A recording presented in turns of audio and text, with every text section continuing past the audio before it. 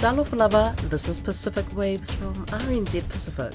I'm Susana Suisuki. Coming up, former Solomon Islands Governor-General on potential plans for a military. Meanwhile, beginning next year, we will be training 6 PNG pilots each year. Papua New Guineans will be eligible to join Australia's military, and Fiji's Deputy Prime Minister resigns. That and more in our news wrap. In Solomon Islands, the government is looking into establishing a defence force. The topic's been keenly debated in political circles. I spoke to former Governor-General Sir Frank Kabui about it. Well. As a matter of fact, it's not a new idea. It's been around for some years now. The thinking about setting up an army or military institution in Solomon Islands. Yeah. So it's not a new idea. It's an old idea, but it's come up again. Yeah. But it is. I think it's an expensive institution to put in place for a place like Solomon Islands. It's quite expensive exercise in my view, and it has to be properly thought out and planned, and whether it is the right time to have one in the country. Yeah, you said it's not a new idea, so why do you think the government has brought back this idea of setting up a defence force? I think it arises out from the number of riots that have taken place in Solomon Islands some years ago, but up until now, I think that's the problem. It's a question of internal security in the country. You remember that Solomon Islands, I think, has entered a security agreement with Australia after the close of Ramsey in Solomon Islands. And I think recently it also entered into a security agreement with mainland China. Right. Yeah, following the recent riot in Honiara. I think that is the issue. Basically, it's an internal security issue for Solomon Islands. But do you think it's in the interest of the people in Solomon Islands? Like, do they want a military? What are you hearing on the ground? Well, I think that is the issue. The people of Solomon Islands, especially the women, Council of Women, out of the experience of that crisis, were not in favor of having guns in the community, right? So when Ramsey terminated or went out of Solomon Islands, that thinking still remains. The community at large, especially the women, Council of Women and other women groups, are not in favor of having guns in the country. I think that perception or that belief still exists, and I think it's still around. So there's a mistrust of having armed forces. Well, I think so, and also as a result of their experience during that period of time, seeing what had happened. The armory in Honiara was broken into, and all the weapons and ammunition were taken out and possessed by the militants, and they used them against people. So obviously people are frightened. That you can get hold of these guns and then use them against the people at large. So I think it's a scary thing for us, not only the women, the people of Solomon Islands, because that was their first experience of seeing guns being used against one another. Yeah, I think that's a broad-based justification for not wanting guns and ammunition around in the community, because it is subject to misuse, abuse. Do you think the government is capable of maintaining order if they were to have a military? Yeah, it depends. It really depends. It really depends. There's no yes or no answer. It depends on the circumstances. it depends on the level of security measures that are in place in the country. You know, the level of intelligence, you know, within the community. You know, if the intelligence system is of high standards, probably it's a factor that will, you know, will affect the general security of the community. You know, like, you know, seeing what is coming in advance and stopping it before it happens, something like that, other than just relying on guns and bullets. Yeah. Or, but yeah, something like that. Yeah. So what would be another approach to strengthen Solomon Islands security then, if the idea of setting up a military is expensive? I think my view, my personal view, is that the government has to go back to the people and ask them, you know, through a survey system or whatever, and see what their reaction is about the idea. And that in my view will give some comfort to the government, you know, rather than just a political wish. You know, it has to be broad-based, and I think it's a good idea to do that. That's Sir Frank Kabui, former Solomon Islands Governor-General. Papua New Guineans residing in Australia could soon be eligible to join the Australian Defence Force. Australia's Defence Minister, Richard Marles, announced the move on Monday ahead of meeting senior ministers from Papua New Guinea. Koroi Hawkins listened in on the press conference and filed this report. The meeting comes just 2 weeks after the signing of an historic defence treaty by the leaders of the two nations. Australia's Richard Marles says the focus this week has been operationalising the alliance. We will be establishing a task force around the recruitment of Papua New Guinean citizens directly into the Australian Defence Force. Funding commitments were made. We are announcing a $7.7 million commitment to establish a 200-bed facility at Goldie River Barracks in PNG. Targeted aviator training. Beginning next year, we will be training 6 PNG pilots each year. And weapons. 3,500 rifles to the PNG Defence Force over the course of the next 4 years. And when we include what the work that we'll be doing in terms of armories and the like, that's a $35 million commitment. This week's ministerial forum was chaired by the two countries' foreign affairs ministers.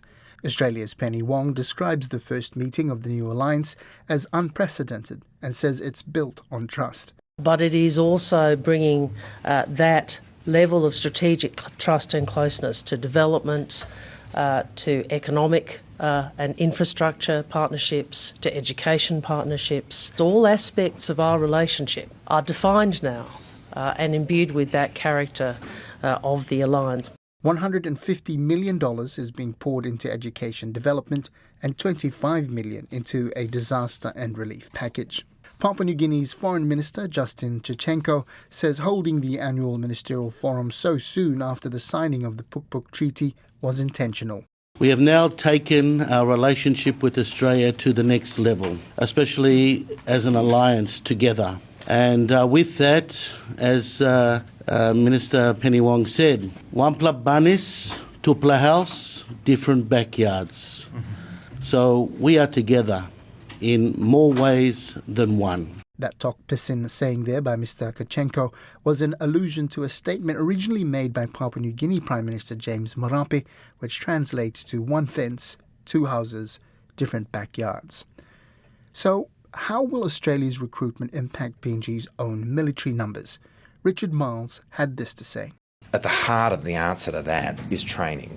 You know, this will work if we are investing in the training of people before they enter the Defence Forces, and obviously all the training that comes once you do enter the Defence Forces. Papua New Guinea's Deputy Prime Minister John Rosso says there are benefits from having PNG citizens join the Australian Defence Force, pointing to Fiji's arrangements with the UK as an example of how this might play out. The money that's remitted back to the country of host, and that helps build up the country's development capacity, also enhances. It's not just infantrymen, but training medics, training signals people, we're training other people in different aspects, and that comes back to boost our country and build up the capacity of our people to help Papua New Guinea move further forward. So it's a win-win on both sides. When asked if there have been any objections to the Puk Puk Treaty by Beijing, Mr. Rosso says no. When you pointed out with the China thing, it's not really an issue. Yes, we did discuss it. They raised it, but we've clearly outlined, and they respect our sovereignty. China's always been a big partner of ours too, similar to Australia. They've been a great partner. We have a relationship with them with trade, investment, and that has grown and strengthened from strength to strength. So it doesn't in any way impeach on our sovereignty and on our decisions that we've made with the treaty with Australia. After a big week of talks, both the parliaments still need to formally ratify the signed Puk Puk Treaty. And RNZ Pacific understands the debate in PNG's parliament in particular is expected to be a lively one, with several former PNG Defence Force commanders, MPs and commentators voicing concerns with the treaty and the proposed defence arrangements. That was RNZ Pacific's Koroi Hawkins with that report. For a wrap on what's happening this week, I'm joined by RNZ Pacific senior reporter, Teuila Fuatai. Whakalofa lahi atu, Teuila. Whakaalofa atu, Susana. Let's begin with politics. What's happening in Fiji? Well, it's been a busy week in Suva. The former Deputy Prime Minister, Manoa Kamikamida, has resigned over corruption charges laid against him by the country's anti-corruption office. Mr. Kamikamida stepped down the night before his court appearance for charges of perjury and providing false information in his capacity as a public servant. Prime Minister Sitiveni Rabuka says he's taking over Mr. Kamikamida's portfolio as Minister of Trade and Communications, so his former deputy can focus on clearing his name. I see that Frank Bainimarama also made headlines in Fiji this week. Yes, and it's also to do with corruption. The former Prime Minister is serving a 12-month suspended prison sentence. Earlier this month, he was found guilty of using his position as Prime Minister in 2021 to pressure the country's then acting police commissioner into sacking 2 officers. So at sentencing this week, he avoided prison, but local media report he's unlikely to return to politics anytime soon due to laws which he ushered in while in power. The laws preclude anyone who's had a conviction from running for parliament for at least 10 years after the conviction, which means he's out of the running of the elections scheduled for next year. And we've had some shots fired ahead of next week's APEC summit, literally. This is in Korea. Basically, North Korea fired multiple ballistic missiles earlier this week. Unsurprisingly, it didn't go down well with the South Koreans. It's been months since North Korea have fired missiles, and this launch captured a lot of attention because world leaders are gathering in Seoul next week for the big APEC summit. President Donald Trump is supposed to go, as well as leaders from around the Pacific. There's also been a strong focus on health this week in the region, right? The World Health Organization had its regional committee for the Western Pacific in Suva. Basically, it's a gathering of the region's health bigwigs, and they set out health priorities for the coming years. Think really big picture stuff. Health harm from alcohol and tobacco use were key themes, with stats like alcohol being found to contribute to 485,000 deaths in the region in 2019 alone, highlighted in discussions.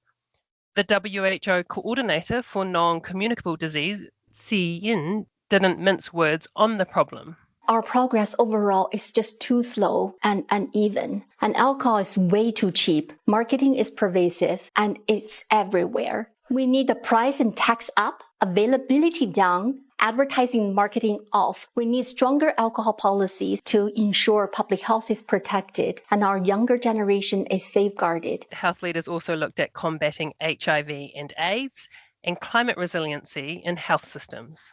And just to finish off our tala noa, Teuila, I see we've got our first saint from Papua New Guinea. Yes, this is a lovely story. Pope Leo canonized Peter Turot at a mass in St. Peter's Square in front of about 55,000 people. His martyrdom is around defense of monogamy during the Second World War. The Japanese occupied Papua New Guinea and wanted to legalize polygamy, which had actually been common practice prior to colonization. Peter Turot stood his ground and opposed the Japanese push to legalise it. Eventually, he was arrested and died in prison. Peter is the first Melanesian Catholic saint, so it's a big deal. And in one final bit of related news, the King of England visited the Vatican. And for the first time in 500 years, we saw the British monarch, who is obviously the head of the Church of England, and the head of the Catholic Church pray together. King Charles and Pope Leo stood at the front of the Sistine Chapel for the special service, which was part of the program for his visit to Vatican City. In the 16th century, the Church of England broke away from the Catholic Church under the rule of Henry VIII. Whakawelahi Teuila, that's the news wrap with RNZ Pacific senior reporter Teuila Fuatai. That's Pacific Waves for today. For all episodes, head over to rnz.co.nz/Pacific. We're also on Spotify, Apple and iHeartRadio. From myself and the RNZ Pacific team, tō whā soifua.